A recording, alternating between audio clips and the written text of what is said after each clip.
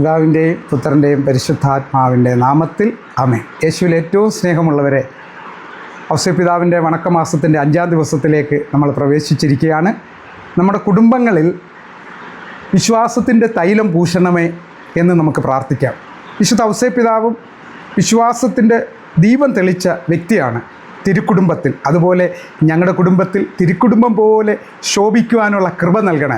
അപ്പോസ്തല പ്രവർത്തനം 16:31 പറയുന്നു, കർത്താവായ യേശു ക്രിസ്തുവിൽ നീ വിശ്വസിച്ച നീയും നിൻ്റെ കുടുംബവും രക്ഷ പ്രാപിക്കും. വിശുദ്ധ ഔസേപ്പിതാവിനെ പോലെ രക്ഷ ഉള്ള ഒരു തിരുക്കുടുംബം പോലെ എന്നെയും എൻ്റെ കുടുംബത്തെ മാറ്റണമേ നമുക്ക് പ്രാർത്ഥിക്കാം. അങ്ങനെയാണ് നമുക്ക് രക്ഷ ലഭിക്കുന്നത്. എങ്ങനെയാണ്? സന്തോഷം.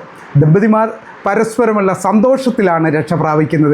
സന്തോഷം കണ്ടാണ് സ്വർഗത്തിലെ ദൈവം നമുക്ക് സമ്മാനം തരുന്നത്.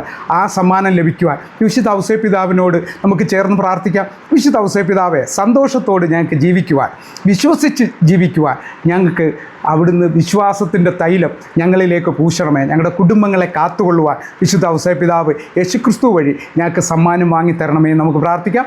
ഔസേപ്പിതാവിൻ്റെ മാധ്യസ്ഥം വഴി നമ്മളെ അവിടുന്ന് സമൃദ്ധമായി അനുഗ്രഹിക്കുമാറാകട്ടെ. ആമേൻ. പിതാവിൻ്റെയും പുത്രൻ്റെയും പരിശുദ്ധാത്മാവിൻ്റെ നാമത്തിൽ ആമേൻ.